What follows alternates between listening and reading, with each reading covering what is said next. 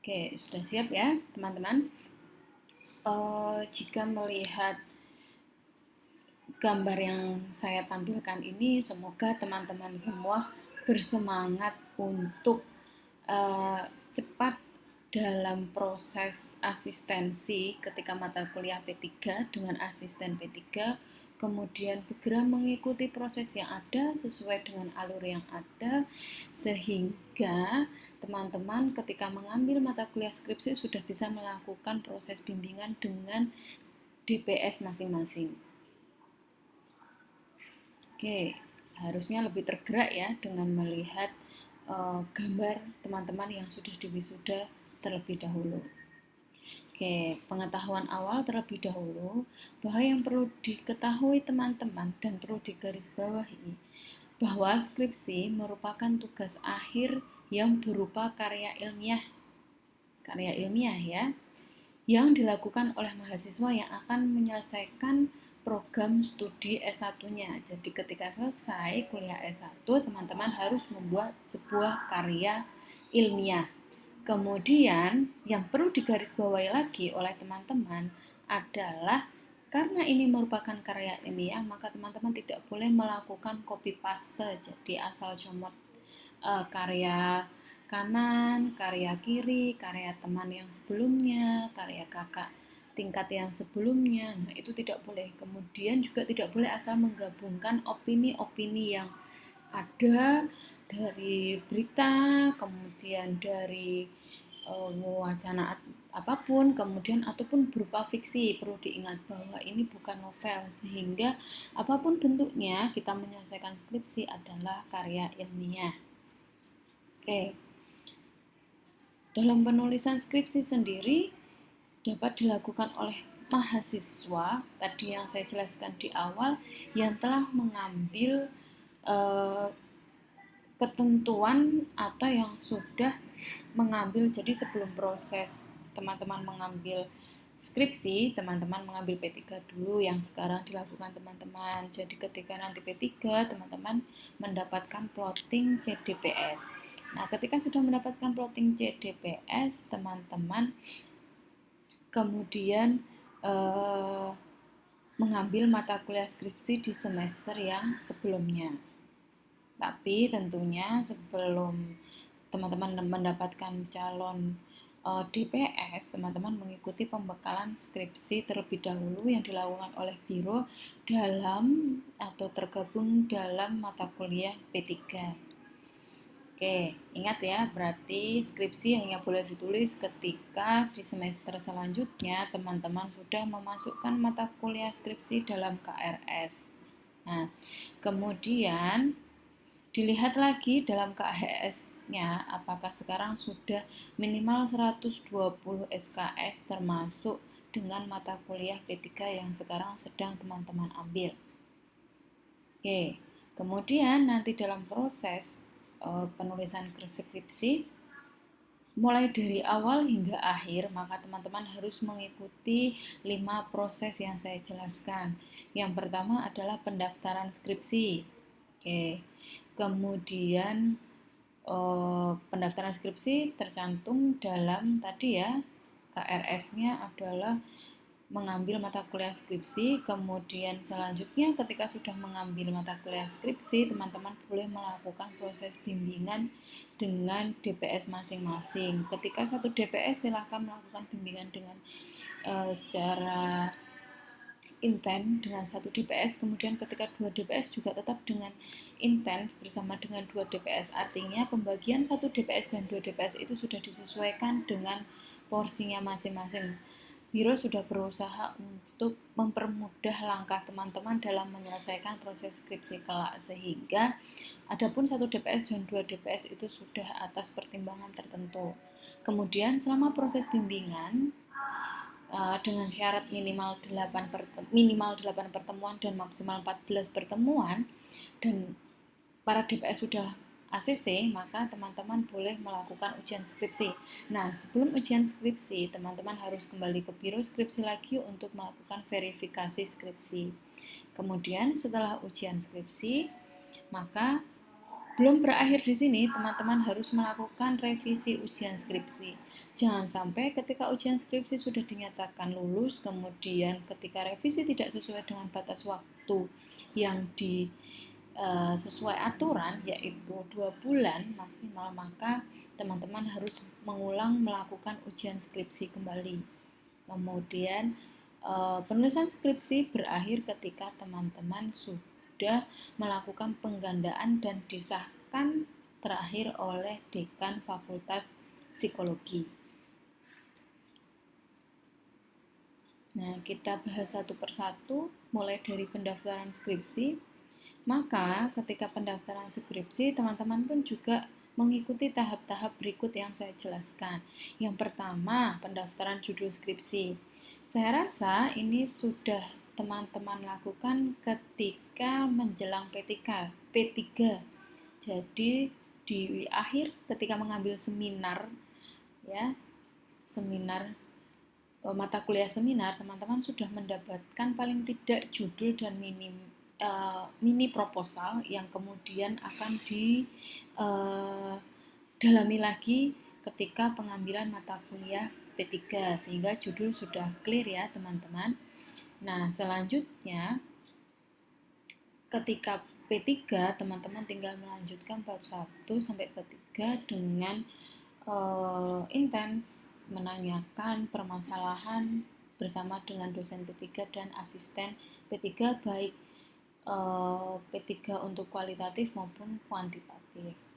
Selanjutnya ketika di P3, teman-teman mendapatkan calon DPS. Setelah mengikuti pembekalan skripsi, teman-teman mendapatkan daftar atau plotting calon DPS. Nah, itu yang akan digunakan teman-teman karena calon DPS akan menjadi DPS teman-teman. Jadi mohon teman-teman memahami dengan baik informasi ketika teman-teman mendapatkan plotting CDPS, karena itu akan yang menjadi DPS teman-teman ketika di mata kuliah skripsi semester selanjutnya. Nah, selanjutnya yang ketiga adalah melakukan daftar ulang skripsi. Nah, ini sudah dilakukan by online. Ketika teman-teman sudah selesai mengambil P3, kemudian pertengahan sebelum masuk ke semester selanjutnya, teman-teman harus melakukan permohonan yang ditandai dengan form kesediaan dari DPS. Jadi kesediaan dari tadinya CDPS menjadi DPS untuk membimbing kelak di semester yang akan diambil, sehingga ini bukti dari form kesediaan tadi diupload dalam proses secara online. Oke. Kemudian, nah di sini nanti akan kita bahas ya untuk alurnya, bagaimana seharusnya mulai dari seminar hasil sampai proses pembimbingan skripsi. Kita lewati, akan kita bahas di akhir. Kemudian, nah di pendaftaran judul ada beberapa hal yang perlu teman-teman pahami, perlu teman-teman perhatikan. Dalam proses pendaftaran judul skripsi, teman-teman harus mengambil dan mengisi berkas pendaftaran yang ini disediakan di TU. Nah, ini biasanya ketika di akhir mata kuliah seminar. Kemudian mendaftarkan judul skripsi ke biro skripsi dengan kelengkapan berkas sebagai berikut. Yang pertama, berkas pendaftaran telah ditempelkan pas foto ukuran 3x4, kemudian berwarna ya, kemudian lembar pernyataan bukan plagiat, kemudian fotokopi KRS, di mana mata kuliah skripsi tercantum di dalamnya. Selanjutnya fotokopi transkrip nilai, di mana mata kuliah P3 tercantum di dalamnya, dan lembar judul skripsi yang telah disetujui dosen yang ditunjuk. Selanjutnya SK yang disediakan bahwa telah mengikuti pengarahan bimbingan skripsi dari biro skripsi. Jadi tadi judul memang sebenarnya sudah diterima teman-teman ketika proses mengambil mata kuliah seminar. Namun ketika pendaftaran online, berkas-berkas inilah yang nanti akan di-upload. Nah, mulai semester ini berkas yang di-upload itu cukup simple, yaitu hanya form kesediaan dari DPS dan berkas-berkas lainnya, misalnya KHS bahwa menyatakan minimal adalah ketika dengan pengambilan skripsi 144 SKS. Selanjutnya, dosen pembimbing skripsi atau DPS yang ditentukan oleh Biro Skripsi. Kemudian penentuan DPS tentunya didasarkan pada beberapa pertimbangan. Tadi DPS 1 ataupun DPS 2 itu sudah berdasarkan pertimbangan agar teman-teman tetap mudah dalam proses perjalanan bimbingan skripsi. Kemudian setelah itu mahasiswa mendownload, nah ini sekarang ada di web psikologi ya, mendownload lembar kesediaan DPS sebagai pengantar untuk menemui calon DPS. Oke.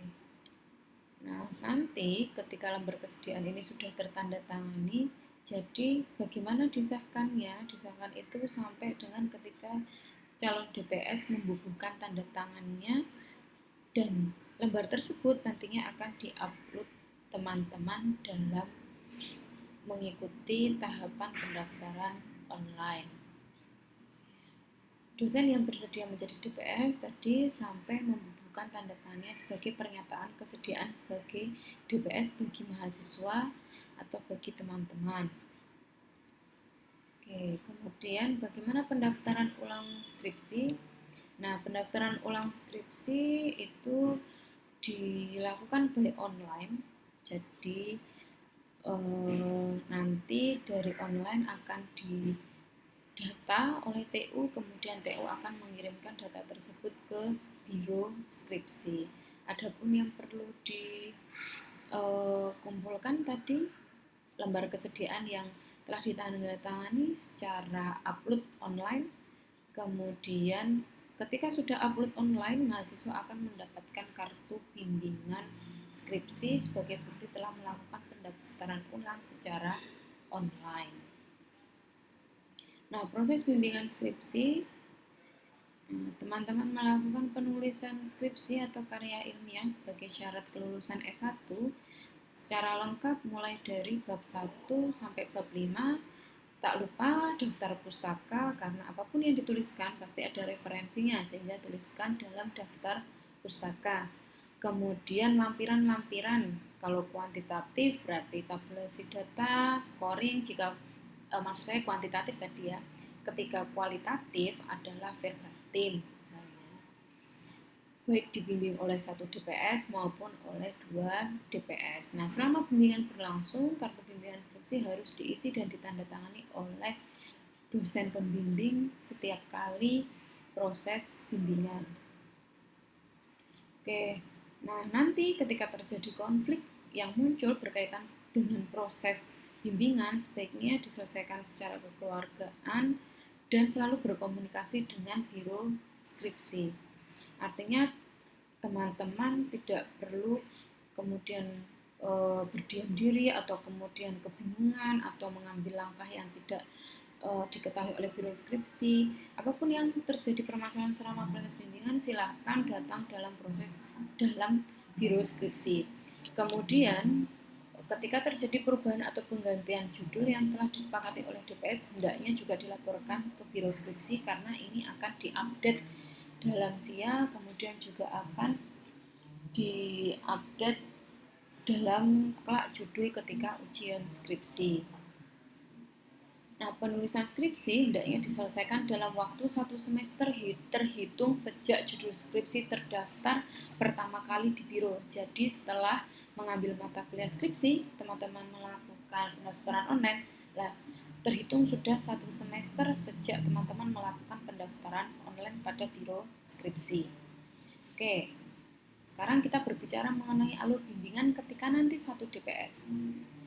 Ketika 1 DPS, silahkan teman-teman bertemu dengan DPS 1 dengan meminta tanda tangan persetujuan di form kesediaan, kemudian melakukan proses bimbingan sampai dengan di ACC-nya karya teman-teman untuk diujikan. Namun Sebelum mendapatkan jadwal, tentunya teman-teman melakukan verifikasi terlebih dahulu pada biro skripsi. Ketika sudah diverifikasi, teman-teman boleh melakukan pendaftaran ujian, kemudian menunggu sampai ditetapkannya tanggal ujian. Oke, selanjutnya yaitu alur bimbingan dengan 2 DPS. Ketika dengan 2 DPS, alurnya hampir sama. Teman-teman bertemu dengan DPS 1 dan kemudian dengan DPS 2 untuk meminta tanda tangan persetujuan dalam form kesediaan yang telah disediakan. Kemudian teman-teman melakukan bimbingan mulai dari bab 1 hingga bab 3 dengan DPS 2. Ketika sudah di ACC, ketika dengan DPS 2 sudah oke, maka dan sudah layak, lalu teman-teman bertemu dengan DPS 1. Ketika sudah layak untuk bertemu dengan DPS 1, maka teman-teman silakan bertemu dengan DPS 1. Kemudian DPS 1 dan DPS 2 menyetujui meng-ACC untuk teman-teman melakukan proses penelitian di lapangan. Kemudian teman-teman melakukan bimbingan bab 4 dan bab 5 dengan DPS 2. Ketika dinyatakan sudah layak untuk ke DPS 1, teman-teman bertemu dengan DPS 1 dan di ACC untuk mendaftar ujian. Ketika sudah di ACC oleh kedua DPS, tentunya dengan ditandatangani naskah bahwa siap untuk diujikan, teman-teman mendaftar verifikasi ujian pada biro skripsi, kemudian mendaftar, baru kemudian mendapatkan jadwal ujian. Oke, kemudian ujian skripsi bagaimana di dalamnya, bahwa ujian skripsi adalah ujian di mana karya teman-teman sudah dinyatakan layak untuk diujikan. Jadi sudah di ACC oleh DPS 1 dan DPS 2. Nah, di dalam ujian skripsi ada beberapa hal yang perlu diperhatikan terkait dengan pelaksanaan ujiannya. Yang pertama, setelah tadi sudah mendaftar, maka teman-teman akan mendapatkan susunan dewan penguji. Nah, kemudian setelah itu pelaksanaan ujian dan terakhir dilakukan penilaian. Akhir ujian adalah ditandai dengan adanya penilaian dari para dewan penguji.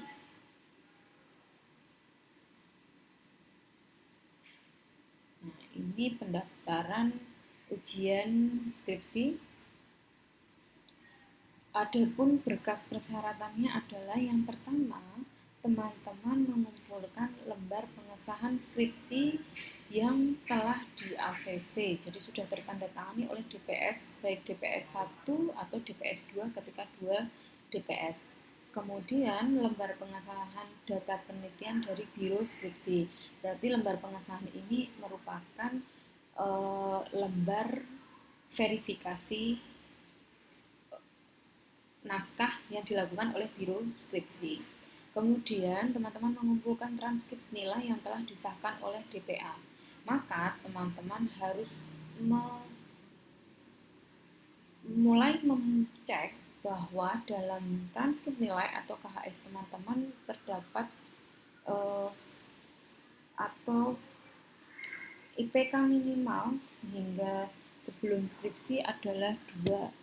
Kemudian dalam KHS atau transkrip nilai tanpa nilai E, jadi minimal 120 SKS untuk persyaratan mengambil P3 itu dengan tanpa nilai E.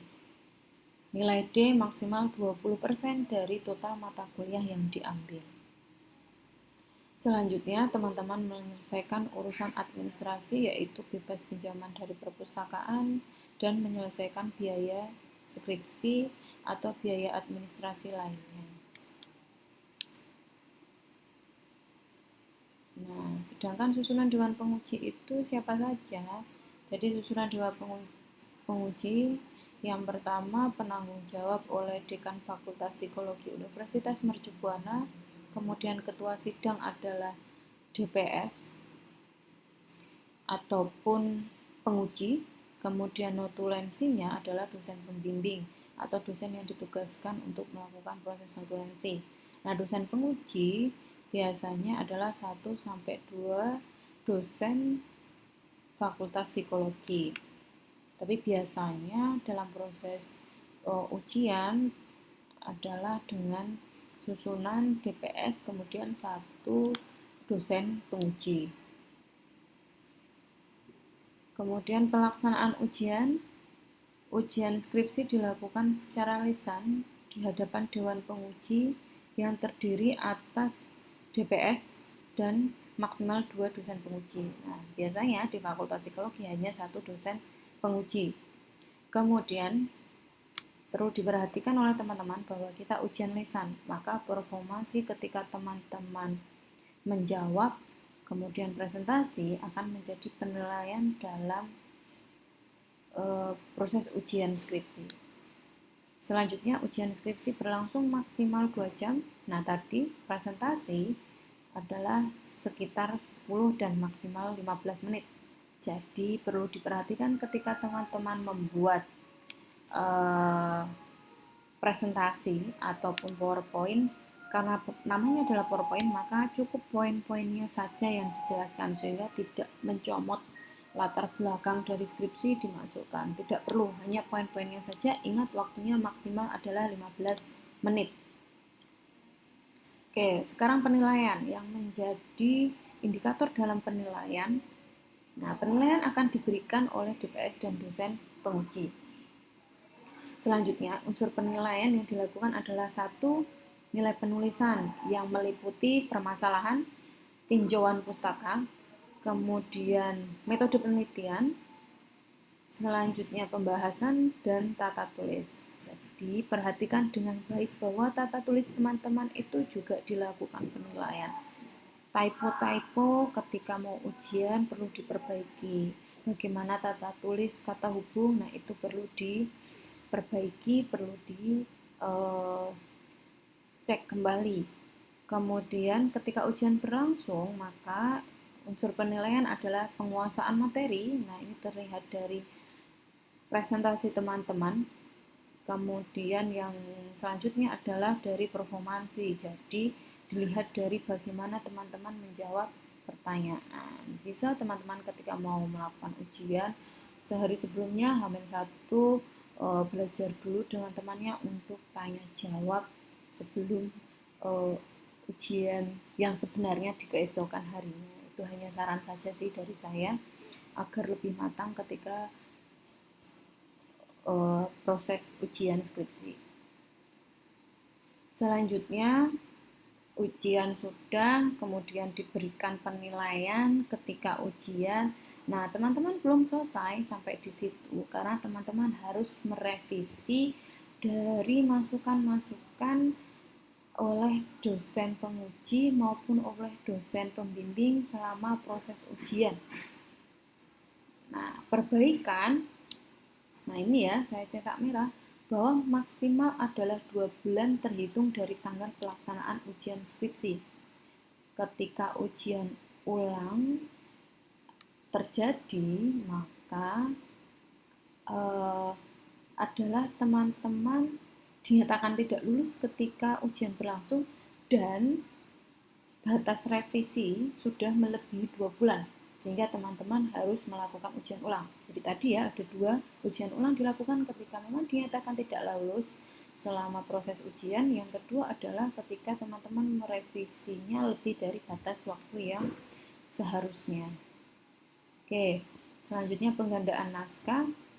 Ketika sudah direvisi, kemudian sudah di-ACC oleh dosen pembimbing dan dosen penguji, jadi alurnya setelah ujian bimbingan dengan dosen pembimbing terlebih dahulu, kemudian dilanjutkan dengan dosen penguji. Setelah di-ACC dalam lembar pengesahan revisi, teman-teman menggandakan naskah, kemudian naskah disahkan, jadi sudah terbendel, dan terbendel tersebut ada lembar pengesahannya. Nah, ini bisa dicek dalam panduan skripsi kelak bahwa disahkan oleh dosen penguji, oleh dosen pembimbing, maksud saya yang pertama, kemudian baru dosen penguji, dan terakhir juga naskah harus mendapat pengesahan dari Dekan Fakultas Psikologi Universitas Mercubuana. Nah, adapun jumlah penggandaan skripsi minimal adalah 3 eksemplar. Nah, itu untuk pembimbing, mahasiswa, dan perpustakaan. Namun, perlu ditanyakan kembali kepada pembimbing ataupun dosen penguji nantinya apakah memang masih membutuhkan uh, bundle skripsi dalam bentuk hard. Karena sekarang meminimal paperless biasanya dosen penguji cukup diberikan atau cukup meminta, jadi by request ya, dalam bentuk soft copy, CD, ataupun dikirim by email. Jadi komunikasikan dengan baik pada dosen penguji. Kemudian penggandaan naskah publikasi 2 eksemplar itu disertai soft copy-nya. Jadi kalau di total misalnya yang aturannya adalah 5 eksemplar. Oke.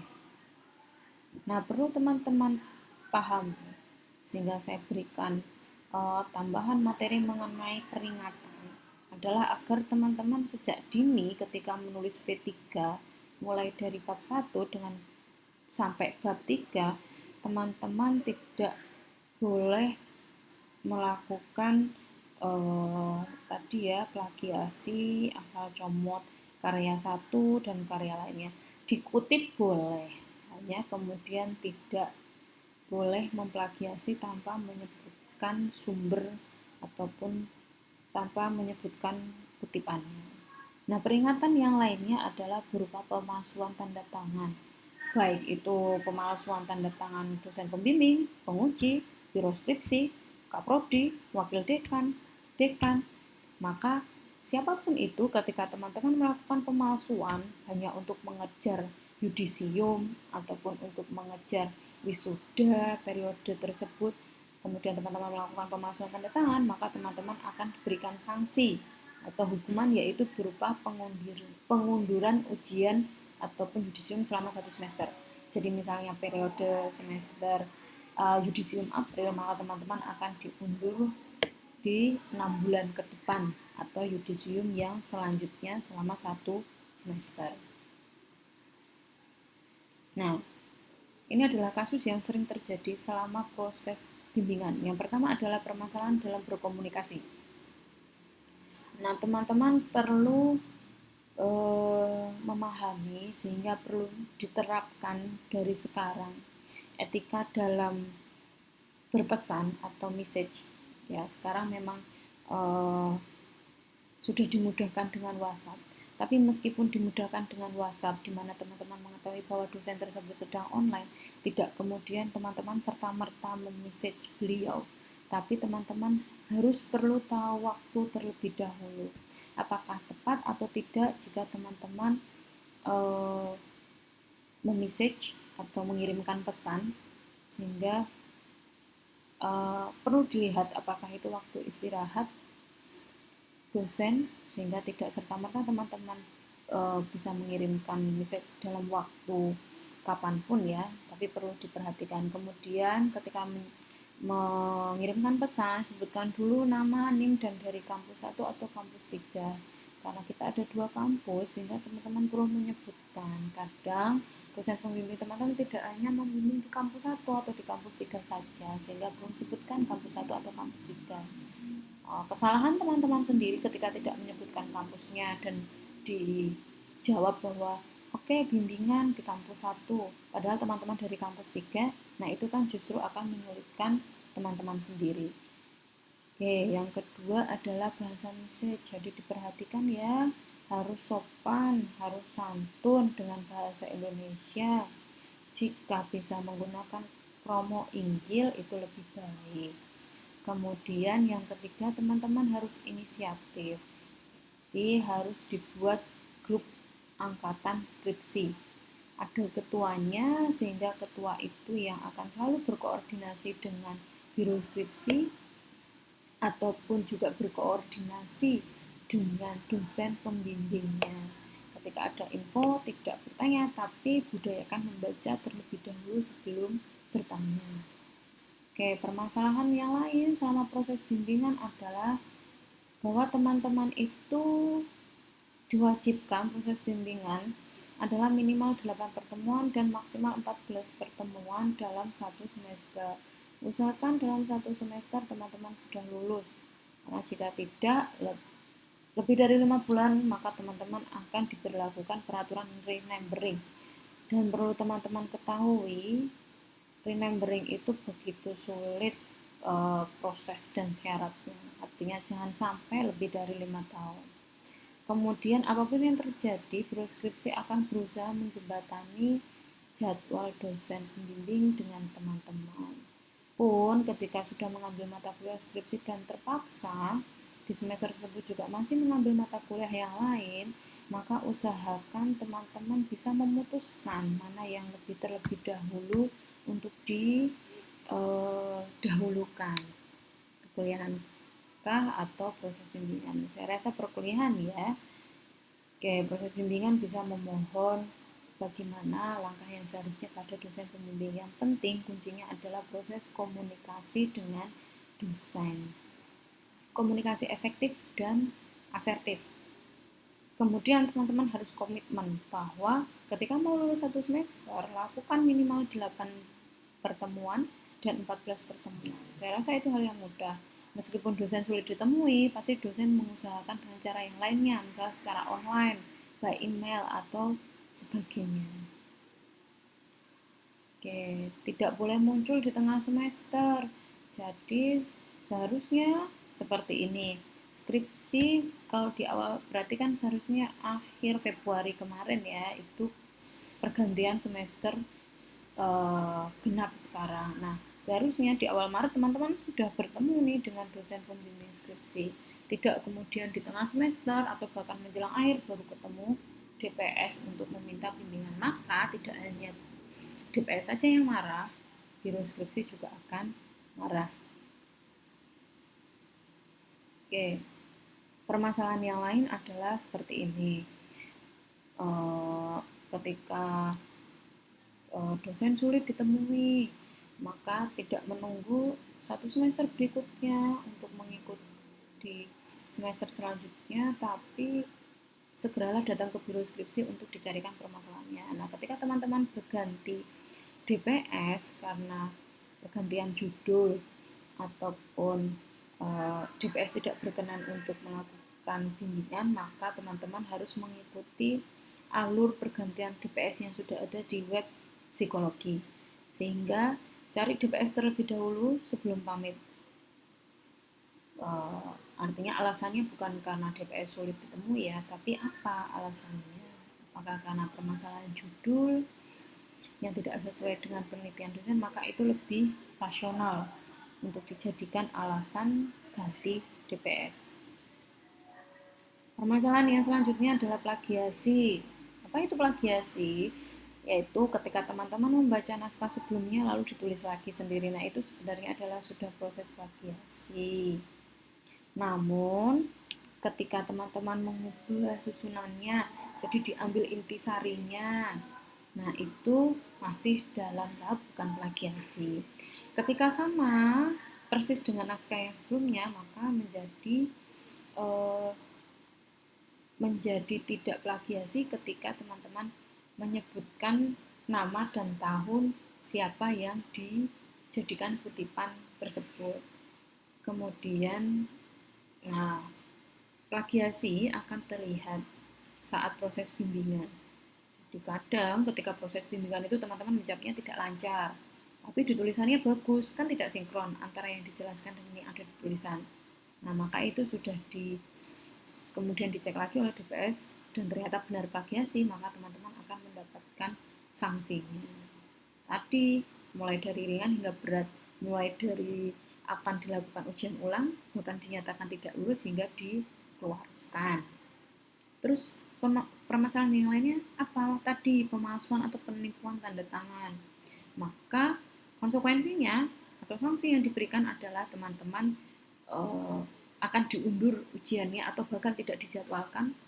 Kemudian yudisium akan diundur 1 semester ke depannya, bahkan ujian ditunda 1 semester ke depannya. Nah, itu kan semakin menambah tadi yang sudah masa lebih dari mendekati 5 tahun yang siap direnumbering, kemudian melakukan pemalsuan, tambah lama, malah menjadi mahasiswa yang harus direnumbering. Makanya perlu berhati-hati, pokoknya perlu jujur ketika membuat skripsi, jujur dengan diri sendiri dan jujur dengan orang lain yang akan membaca naskah teman-teman. Nah, aturan renumbering tadi, nah ini sedikit saja saya jelaskan, karena sebenarnya aturan renumbering itu nanti juga akan dijelaskan ketika progress report sebelum mengambil mata kuliah skripsi. Aturannya, renumbering itu ketika teman-teman sudah lebih dari 5 tahun, maka diperlakukan pergantian nomor mahasiswa baru. Tentunya pembayaran SPP juga akan baru, kurikulum juga akan baru. Yang tadinya teman-teman menggunakan kurikulum 2017 dan ketika akan diganti kurikulum baru, bahwa mata kuliah tidak bisa dikonversi dengan mata kuliah yang ada di kurikulum baru, maka teman-teman harus wajib mengambil terlebih dahulu. Nah, ya kalau bisa diambil di semester yang sama, ketika tidak bisa, maka itu akan menyulitkan teman-teman. Sehingga segeralah mengejar satu semester dan tidak sampai dalam masa 5 tahun untuk menyelesaikan perkuliahan. Oke, sebelum saya memberikan ucapan semoga sukses di setiap langkah teman-teman dalam pengambilan mata kuliah skripsi, dalam mengerjakan skripsi, maka saya memperjelas lagi mengenai alur yang dilakukan teman-teman dan harus diikuti oleh teman-teman. Yang pertama dimulai dari ini ya. Nah, teman-teman mengambil mata kuliah seminar. Nah, di mata kuliah seminar ini, maka diharapkan teman-teman memiliki judul atau mini proposal yang dikoordinasikan oleh ketua kelas kepada biro skripsi. Nah, selanjutnya di sini biro skripsi memplotting atau menyatakan oke, judul ini boleh dilanjutkan untuk mata kuliah P3. Artinya proposal bisa dilanjutkan untuk mata kuliah P3. Nah, ketika mengambil seminar tadi di minggu ke-13, nah ini dengan koordinasi ketua saja ya, atau ketua angkatan boleh, mahasiswa mengumpulkan nama, NIM, dan judul penelitian ke biro skripsi melalui perwakilannya tadi, koordinator. Kemudian pada minggu 14 sampai 15, maka biro skripsi akan melakukan plotting CDPS. Dan selanjutnya pada minggu ke-16, teman-teman akan mendapatkan informasi mengenai calon DPS masing-masing yang akan digunakan di P3. Nah, sebelum mengambil P3, di sini kan ada proses bimbingan ya di semester yang berikutnya. Nah, ketika proses bimbingan dengan dosen pembimbing akademik untuk persiapan di semester berikutnya, teman-teman harus melakukan checklist kurikulum. Jadi di monitoring KHS-nya apakah sudah mencakup minimal 120 SKS untuk mengambil P3. Artinya ketika dengan skripsi total sudah dengan 144 SKS. Nah, ini disahkan oleh dosen pembimbing akademik atau DPA oleh masing-masing. Kemudian di semester selanjutnya kan teman-teman mengambil mata kuliah P3 seperti sekarang. Nah, ketika mengambil mata kuliah P3, teman-teman mendapatkan pembekalan skripsi oleh biro skripsi, yaitu di antara minggu ke-3 sampai minggu ke-7. Nah, sekarang yang sudah saya lakukan yaitu di minggu ke-7. Nah, nanti di minggu ke-3 maksud saya. Nah, nanti ketika sudah mendapatkan pembekalan, teman-teman melakukan melengkapi form kesediaan CDPS. Nah, ini sudah ada di web psikologi. Nah, selanjutnya ketika di mata kuliah P3 dan di antara minggu 9 sampai 14, mahasiswa mengikuti kelas pertemuan dengan CDPS yang difasilitasi oleh biro skripsi untuk memantapkan judul dan permasalahan pada CDPS. Nah, CDPS ya, artinya CDPS juga CDPS sudah mengetahui judul yang akan dia bimbing kelak begitu. Kemudian, nah ini bisa didalami lagi oleh teman-teman dengan melakukan bimbingan dengan asisten di mata kuliah P3. Selanjutnya, ketika sudah teman-teman mendapatkan plotting nama DPS ini hanya menegaskan saja bahwa sebenarnya yang tadi sudah diplotting di sini sebagai CDPS tentu akan menjadi dosen pembimbing skripsinya kelak.